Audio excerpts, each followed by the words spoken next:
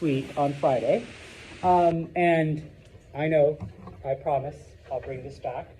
But so far in this chapter, which is the Age of Empires, we've looked at both Persia and Assyria, which are the typical, things that we think of when we look at empires. They're big, different ethnic groups, different states, they were conquered, all of that stuff. And then we finished off looking at the Greeks, who were more of a, if you want to go with religious empire or a cultural empire, because even though the city-states were their own individual entities, each of them, all of them shared religion in common. They all believed in the 12 gods, and they all spoke Greek, okay? And then, of course, they had other cultural traditions that they kind of had in common. But, of course, they were different enough so that a city like Sparta was mainly focused on military and physical fitness, and we'll talk about them in the next chapter. And Athens, it's what we think about when we think about ancient Greece. Philosophy and learning and art and sculpture and theater and all of that stuff. All right. Now, we are going to move on and look at a group known as the Phoenicians. Okay. Now, the Phoenicians are a prime example of a trading empire. Okay. They only cared about business.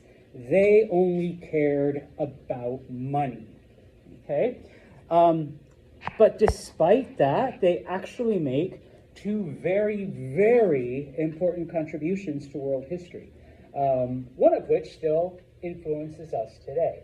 Okay. Now,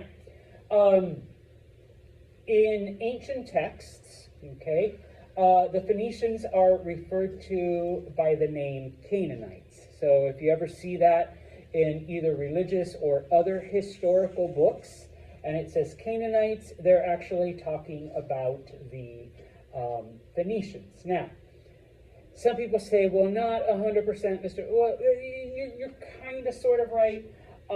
We skipped, or at least I skipped over this part. They do talk about the Sea People in your textbook.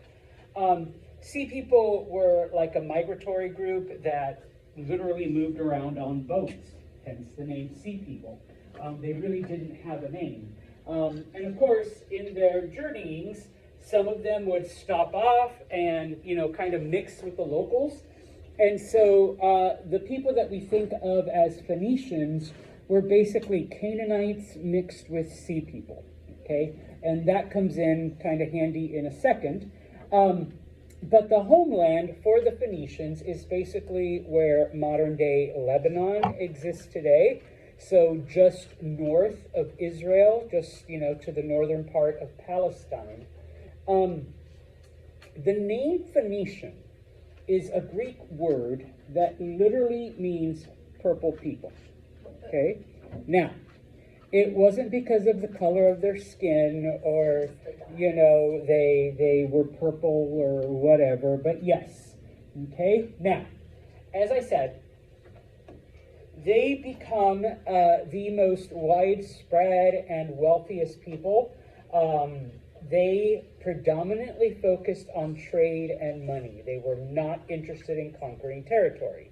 But through their trade, they do become influential in lots of ways. Now, they're called the Purple People because they came up with a purple dye for clothing. Okay? Now, big deal, Santos. And I literally looked in my closet this morning. I don't own anything purple.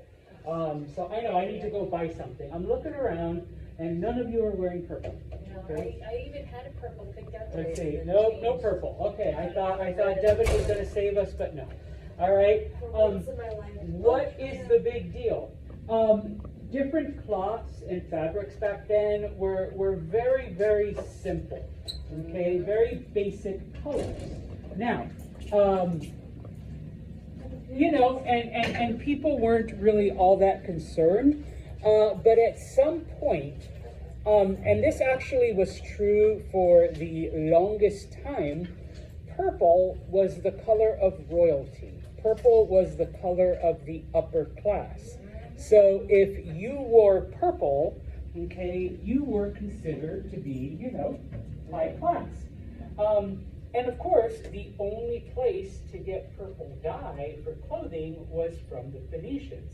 So they became extremely wealthy, all right? Now, eventually, the Phoenicians realized we can make even more money by selling it to just regular people, because regular people are going to want to wear purple, and then, you know, people will think, hey, you know, Asia is of the upper class because she's wearing, well, she got maybe a little bit of purple in there.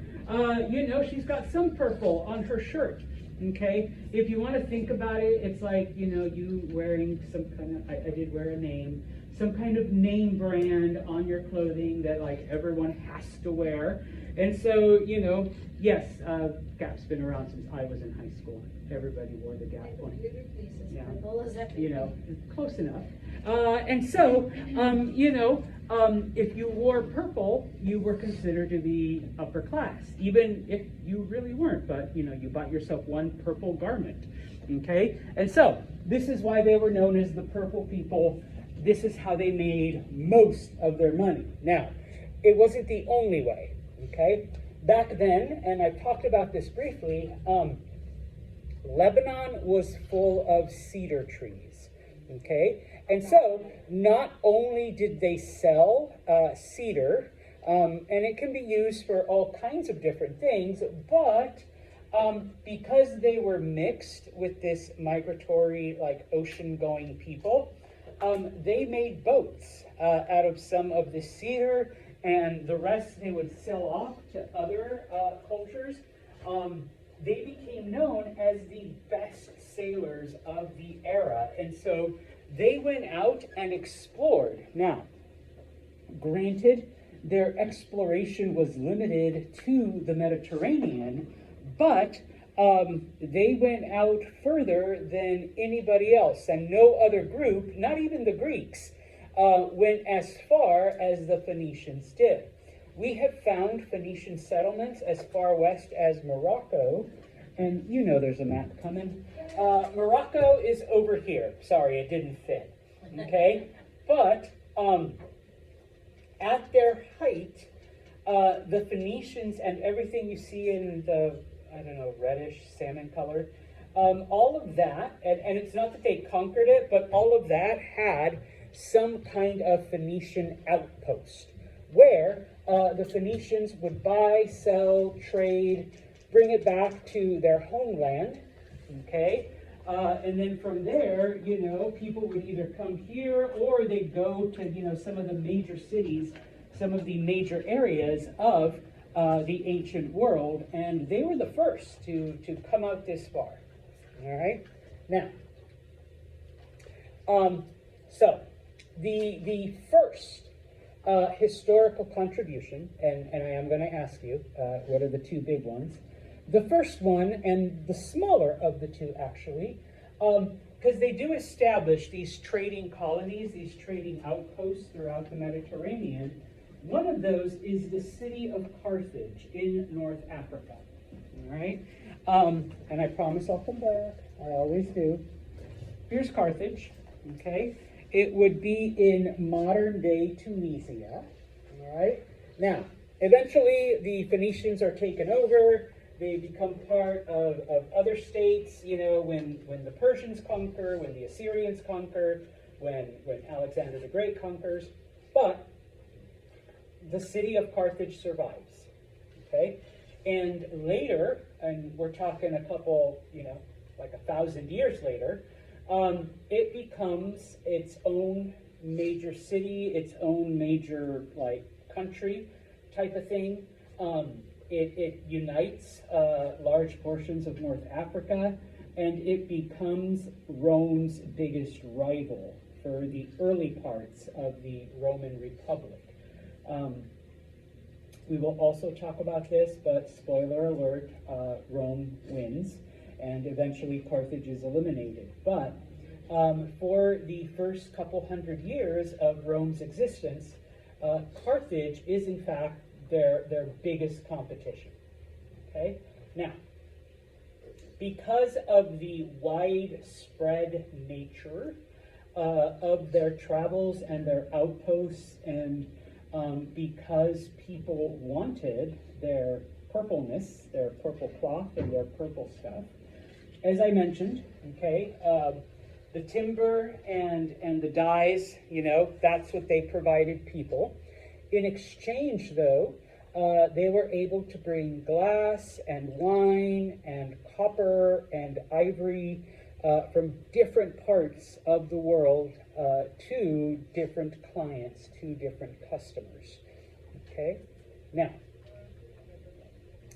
historical contribution number 2. Probably the biggest one that still affects us today. Okay? Now, by this point in time, writing has been around for a couple thousand years. Okay? Most of the writing systems were what we called pictographic, which, kind of like the word says, were pictures that either represented sounds or represented ideas, and when you put them together, you got a language. Okay? In some areas, and this is more like some of the Asian languages, and we haven't really talked about it, unfortunately. It's one thing that we kind of have to skip. In some areas, people used ideographs, where a symbol or a picture represented, it's more a symbol, represented an entire word, okay? And so that's why, certain languages like Chinese, there's thousands of characters because there's thousands of words, and each one represents a different word. That's an ideograph, okay? But the Phoenicians came out with a much easier system than those two, okay? Today, we refer to it as an alphabet or an alphabet-based language, okay? But, and I have there's going to be lots of keywords for you to remember. We refer to it as a phonetic system, and it's called phonetic because it's named after the Phoenicians, okay? Where you have a symbol. Each symbol represents a sound, and when you put those symbols together, or you put those sounds together, you get a word, okay? Now, the Phoenicians had 22 symbols that they could mix and match to create words, all right? Does anyone know how many letters, symbols we have in English? 26, okay? None of my Spanish names are in here. How many are in Spanish? Anyone know? 27, okay, there's one extra. All right, there's 27, okay? No, those don't count anymore. It's the funny N, all right, the enye. Now, I'm just doing this just kind of randomly, okay? Along the way, someone decided that a stick with two bellies made a boo boo boo sound, and someone decided that a circle is an O, and then a half stick and a whole stick was a Y. And so when you put B-A-Y together, you get boy, okay? And so there you go. And with those 26 symbols, or letters, okay, you mix, you match them, you combine them in different order, and you get words, okay? Now, this is huge, okay? Because all you need to remember is those 22 symbols and what each one represents, what each sound represents, and of course, how to put those sounds in a logical combination, okay? So number one, now, you no longer need someone who knows how to draw little owls and chickens and snakes and, you know, other pictures. You don't, and I know once again we haven't talked about ideographic languages, but you don't need to remember 20,000 symbols because our language has 20,000 words and each symbol represents a word, and so we put it. No, you just need to remember 22 symbols and how to combine them, okay? This is the beginning of the end for scribes. They don't disappear completely, all right? But if an everyday person can master this, all right, we no longer need Fraser the scribe to write down all our stuff, okay? Because anyone with just a basic education can, you know, figure it out, all right? And so, do we use a phonetic-based writing system? Yes, that's literally what those, I look around, there's a couple of you taking notes. That's literally what you're doing right now. You're putting different symbols together, okay, and each of them is creating, you know, a word, you know, based on the sound that it represents, okay? And so, okay, this is their greatest contribution to history. Now, this is the Phoenician alphabet. These are the 22 symbols, okay? Now, once again, like when I showed you Egyptian hieroglyphics, don't be like, oh yeah, I learned Phoenician. No, this is the closest English sound that it kind of comes to, all right? It's not an exact, you know, thing. Let me do this, okay? So, you know, the B was this kind of weird looking, I don't know, triangle 9, or if you're a fan of Phineas and Ferb, it looks like one of those characters, like the triangle head. The D was like this, you know, what is that, a right triangle? Yeah, you know, the Z looked like an I, the H, all right, I can buy an H there, you know, type of thing, okay?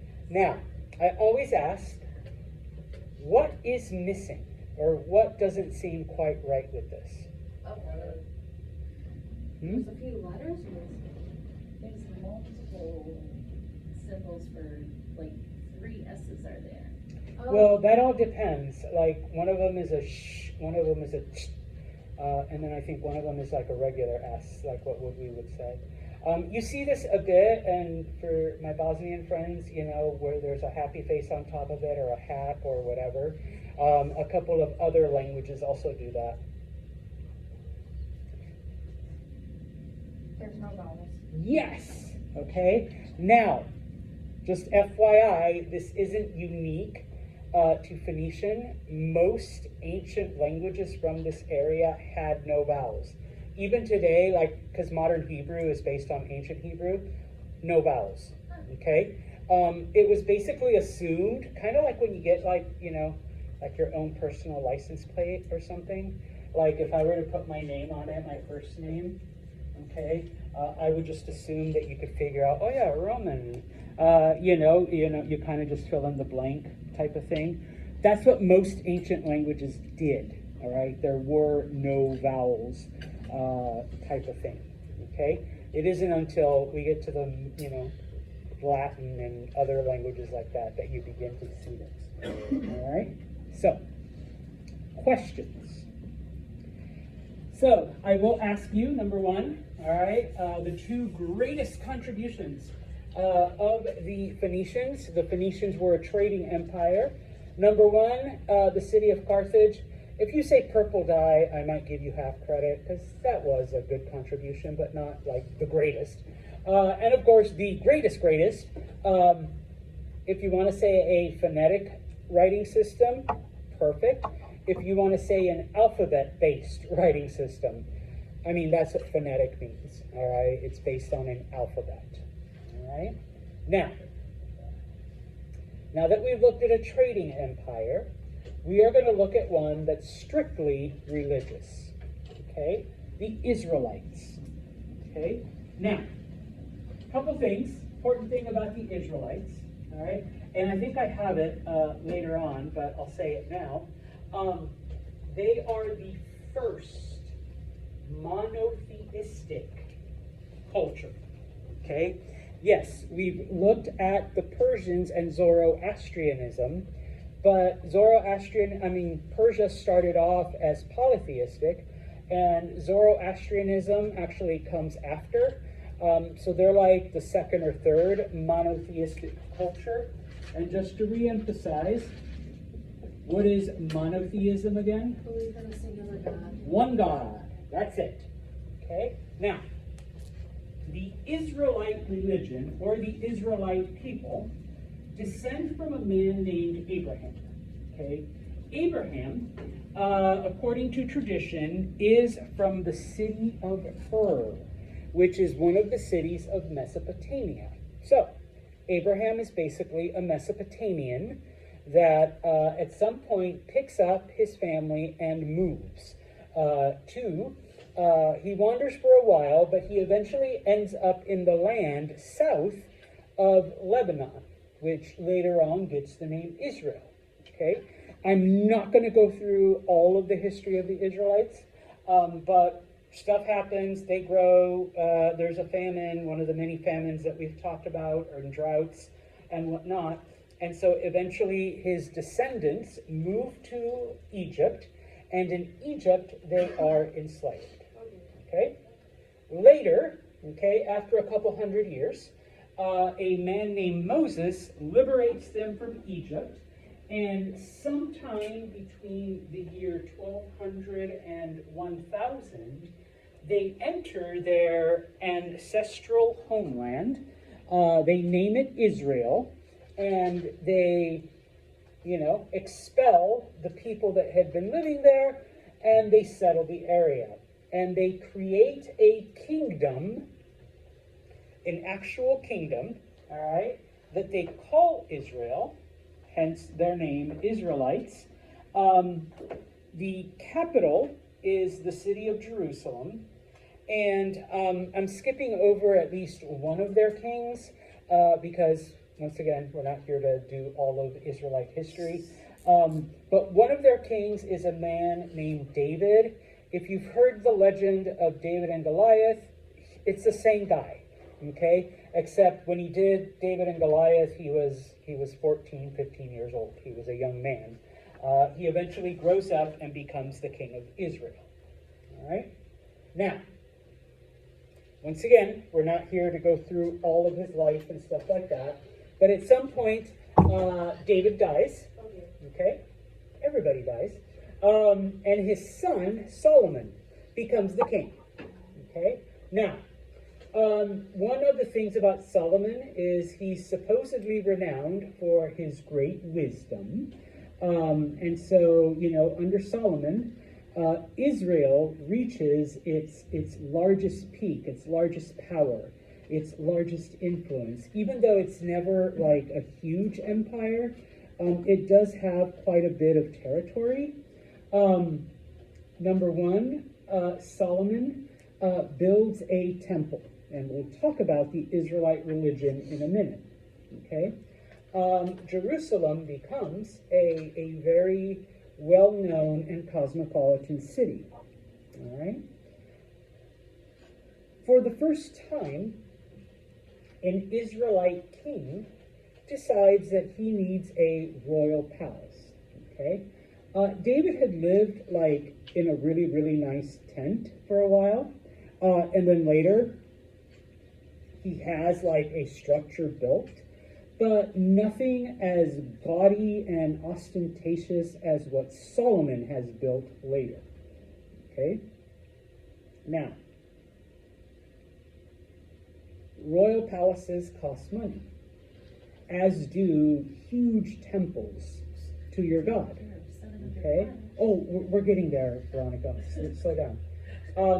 Remember, or if you don't remember,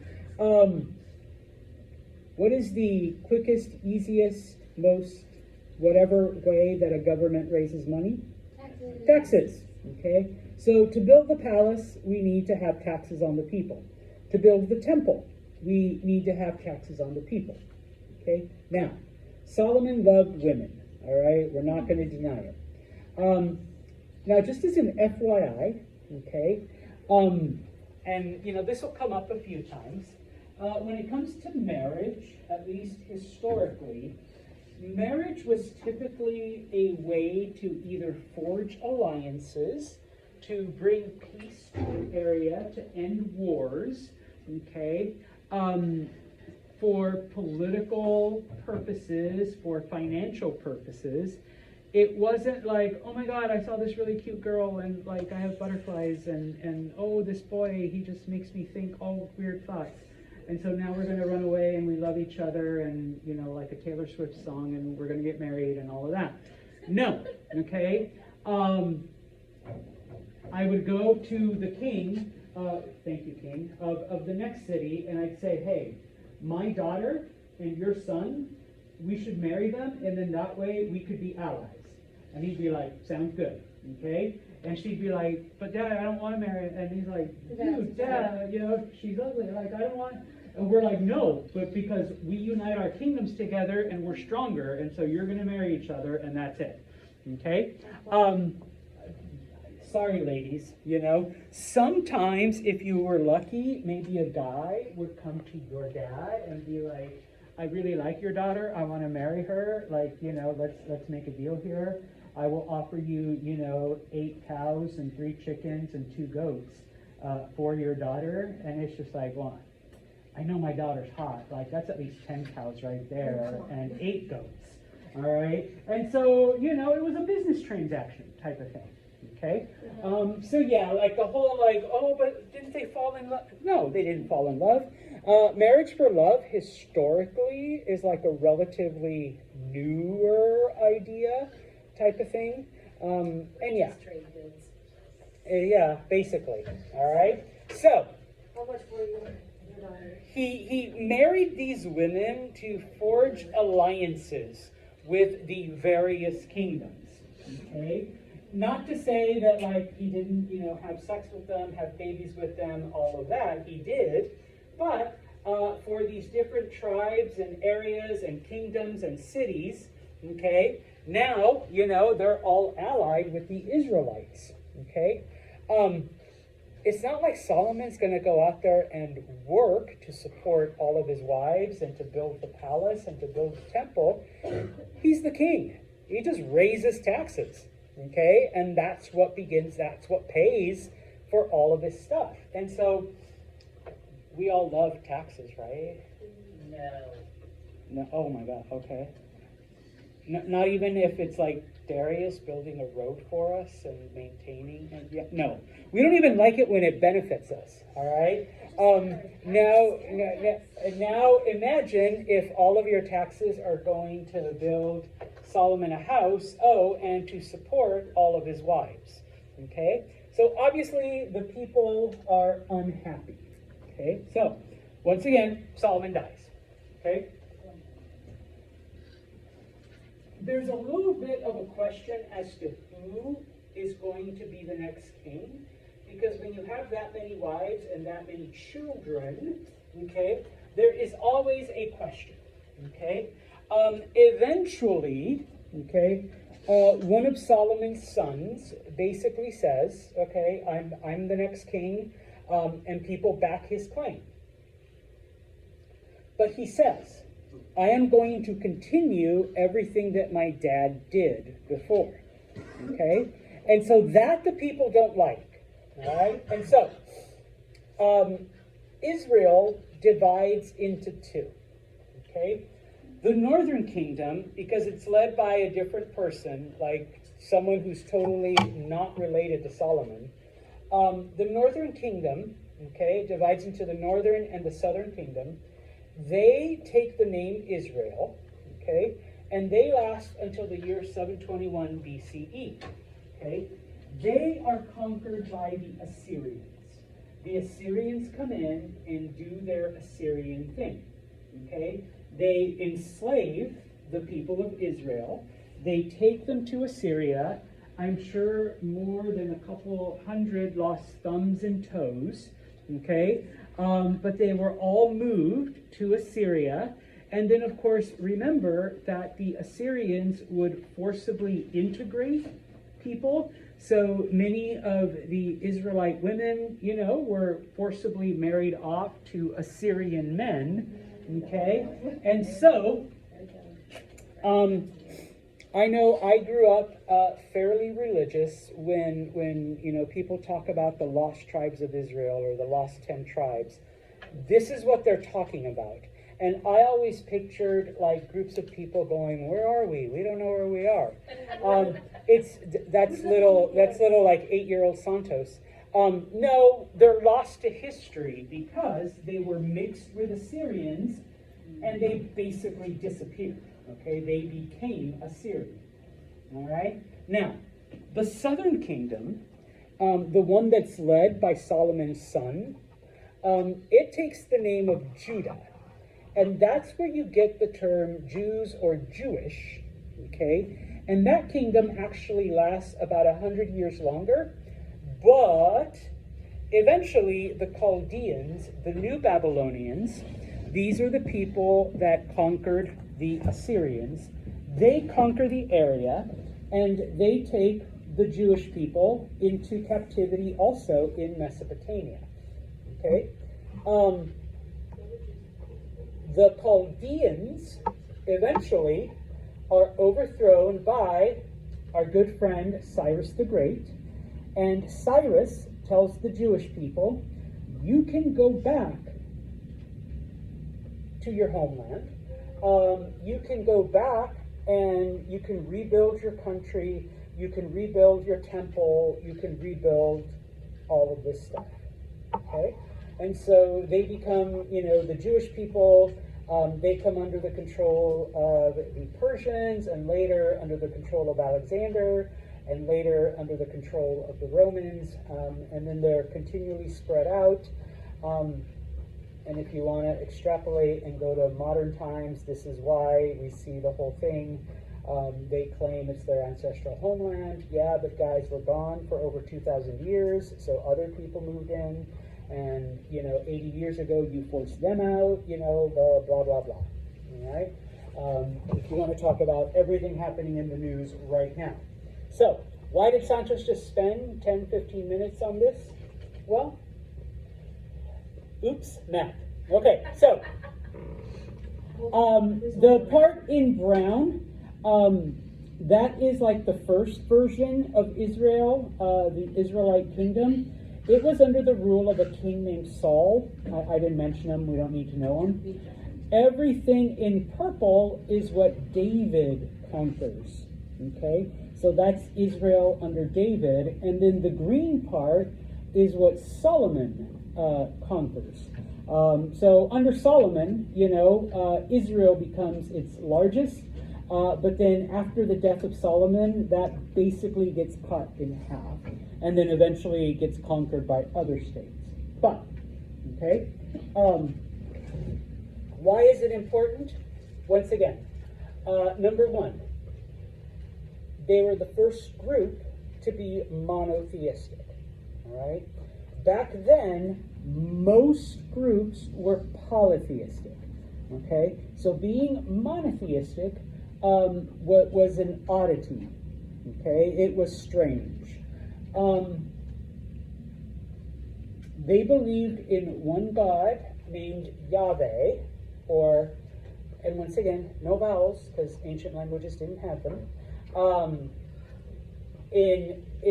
In English, we translate Yahweh to Jehovah, okay? Now, their religion had a theology and was similar, I don't want to say identical, but similar in many ways to the old Zoroastrian religion, in that there was one God and then there was one path, and everything else was a lie, was false, and you would be destroyed. The concept of divine annihilation if you didn't follow, if you did not accept Yahweh. Okay? So number one, first monotheistic group. Okay? Number two, Why is it so important? Why did we spend this time? Because modern day Judaism, Christianity, and Islam can all, in some way, shape, or form, trace their origins back to Abraham, back to the old Israelite religion. Okay? They're basically, if you want to put it in family terms, they're distant cousins. Okay? Technically, it's the same God, even though people call him, her, it, whatever you think it is, different names. It's technically the same God, and everything started with Abraham. And so, as we look at the world today, most parts are monotheistic. Not every part. We still have a lot of polytheistic regions. But when it comes to those monotheistic religions, they tend to fall under one of those three, either Judaism, Christianity, or Islam. So obviously, it does have an effect, and if you want to call that a religious empire, then it definitely qualifies, okay? Because it does bring all kinds of people together under one system. It does bring different ethnic groups, different states under one belief, let's say. Okay. Now, granted, the details are different, but they all go back to the same beginning. All right. Questions on this? All right. Then we will do. What time is it? Okay. Almost 10:50. India. Okay, now remember that, and India is kind of like ancient Greece in that they never united. We had different kingdoms. Okay, now they were bigger than the cities, but they were different kingdoms. But they do share, like the Greeks, a language and a religious belief. Okay, which we will talk about just a little bit here. Okay, remember that the Vedas were their sacred hymns, and we have found, these sacred texts in all of the different Vedic kingdoms in all of the areas. Okay, that Indo-European tribe, the Aryans, came down, mixed with the locals, created these little kingdoms, and they shared the language, they shared the belief, okay? And then they spread out, okay, over time, all right? Now, they do settle in the north, but eventually, over the hundreds of years, they eventually migrate to an area near the Ganges River, which is a river in northern India, okay? Most of Indian society, going all the way back to the Harappan age, had managed to stay within the Indus River, okay? And then they begin to migrate south into an area known as the Deccan Plateau. So we see this growth, we see this expansion, okay? And with that, we see the growth and expansion of not only their language, but their religious belief, okay? So it's kind of like the Greeks, but supersized, all right? Because their influence actually does spread into other areas, all right? So they originally start when the Aryans come in from the north and they mix with the local people around the Indus River, and then over the hundreds of years they spread to the base of the Himalaya mountains, and that's where the Ganges is, and then they begin to migrate south into the Deccan area. Okay? Now,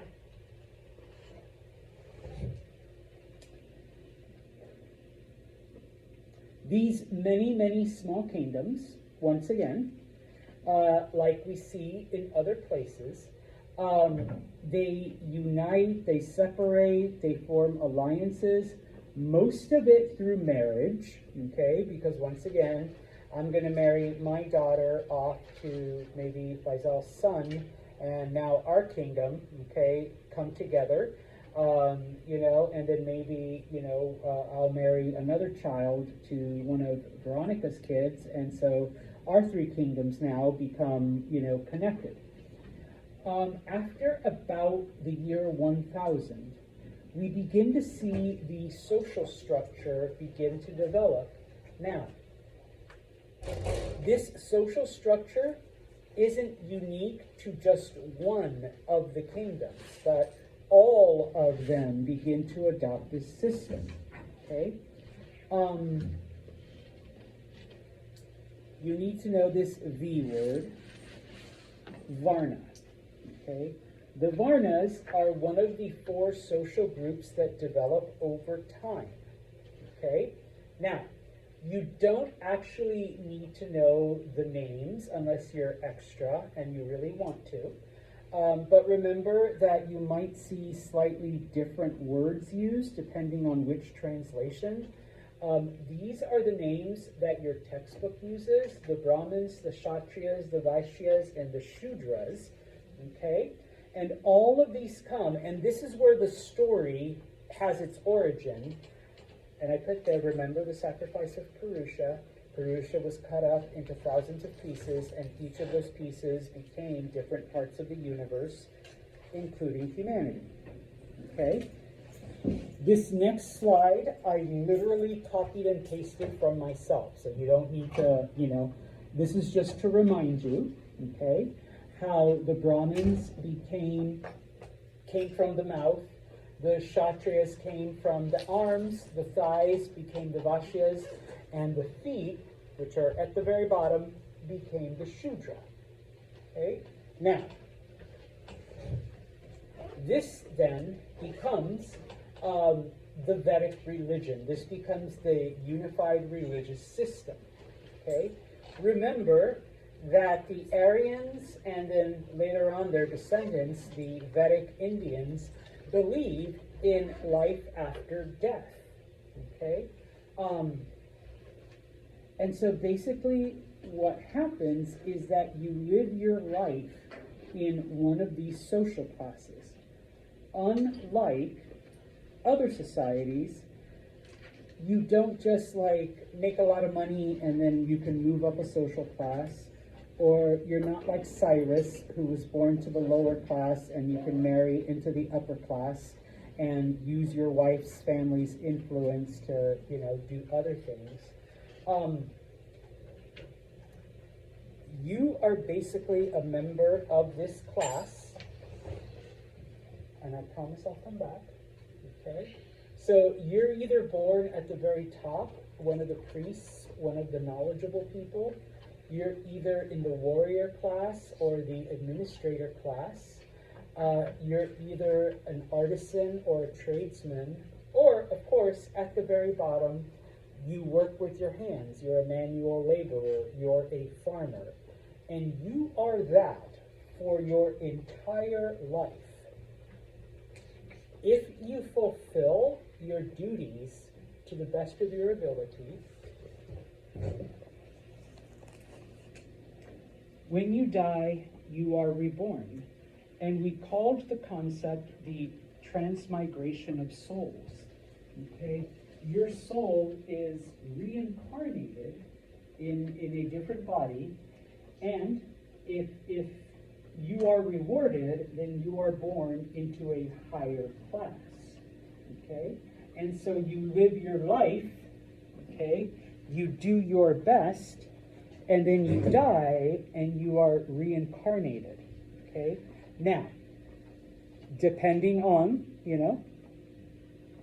how you were in life, you could either remain in your Varna, you can move up to a higher one, or in some cases, you might even get thrown back one again. Okay? Maybe you were a bad warrior, so you get dropped down one class. Okay? But you continue this process. So they did believe in life after death, but not in the same way that the Egyptians did, or the Zoroastrians, or now that we've looked at the Israelites did. Okay? And so, because of this, okay, the society becomes very structured. It comes with a lot of rules. People don't question it, but it's something that all of the Vedic kingdoms believe, even though they are not unified. Okay?